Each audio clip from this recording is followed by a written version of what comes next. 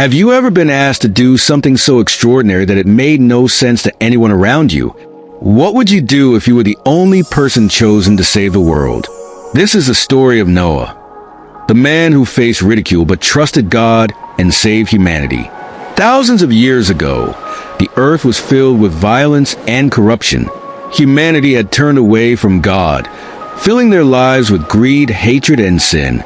The Bible tells us that God looked down on his creation and saw how deeply it had fallen into wickedness. It grieved his heart. Yet, in the midst of all this darkness, there was one man who shone brightly, Noah. Noah was different. He was righteous, faithful, and walked closely with God. One day, God spoke to Noah with a message that would change the world forever. God said, "The end of all flesh has come before me. The earth is filled with violence, and I will destroy it with a flood. But you, Noah, have found favor in my eyes. Build an ark to save yourself, your family, and pairs of every kind of animal." Imagine how shocking this must have been for Noah. A flood? A massive ark? Until that time, there had never been rain. The earth was watered by mist from the ground. Yet, Noah didn't question God's plan. He didn't argue or doubt. Instead, he obeyed. Day after day, Noah and his 3 sons, Shem, Ham, and Japheth, worked tirelessly to build the ark. This wasn't a small boat. It was a massive vessel, as long as a football field and 3 stories high. Every beam, every nail, and every plank was put in place with precision, following God's exact instructions. As Noah built, the people around him watched with confusion and mockery. "Noah, what are you doing?" they laughed. "Building a boat? There's no water here." Day after day, the jeers and insults continued. But Noah didn't stop. He stayed focused, trusting in God's word even when everyone else thought he was a fool. When the ark was complete, God told Noah to gather pairs of every kind of animal, male and female. Imagine the sight of lions walking side by side with lambs, elephants lumbering forward, and birds of every color filling the sky as they entered the ark. Noah also stocked the ark with food and supplies for the journey ahead. Finally, God gave Noah one last instruction. "Take your wife, your sons, and their wives into the ark, for you are the only righteous family left on earth."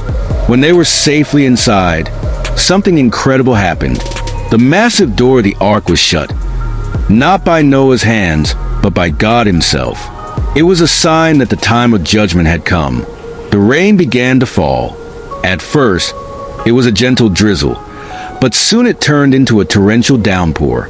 The fountains of the deep burst open, and water gushed from the earth. The skies unleashed their fury, and the floodwaters rose higher and higher. For 40 days and 40 nights, the rain didn't stop. Inside the ark, Noah and his family could hear the chaos outside. The roaring wind, the crashing waves, and the cries of people who had mocked them. It must have been heartbreaking, but they knew they were safe because they had obeyed God. When the rain finally stopped, the earth was completely covered in water. Even the tallest mountains were submerged. Every living thing outside the ark perished. But inside, Noah, his family, and the animals were safe. The ark floated on the waters for 150 days until God sent a wind to dry the earth. Slowly, the waters began to recede, and the ark came to rest on the mountains of Ararat. But Noah didn't rush to leave. He waited patiently for God's signal. He sent out a raven, which flew back and forth until the waters dried. Then he sent a dove. The dove returned with nothing the first time, but on its second journey, it brought back an olive leaf, a sign that the earth was beginning to heal. Finally, God spoke to Noah and said, "Come out of the ark, you and your family, and release the animals so they may multiply on the earth." When Noah stepped on a dry land, the first thing he did was build an altar to worship God. He offered sacrifices of thanksgiving, and God was pleased. In response, God made a covenant with Noah and all of creation. He promised never to destroy the earth with a flood again, and set a rainbow in the sky as a sign of his promise.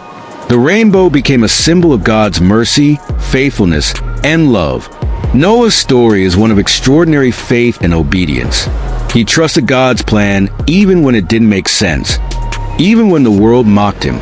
Because of his faith, Noah became the vessel through which humanity and all living creatures were saved. What about you? Are you willing to trust God's plan for your life, even when it's hard, even when others doubt you? Remember, obedience to God always leads to blessings. Thank you for watching. If you enjoyed this story and learned something valuable, leave a comment below sharing your biggest takeaway. Like, share, and subscribe to help spread God's word to others. Stay tuned for our next episode, where we continue uncovering the wonders of the Bible, one story at a time.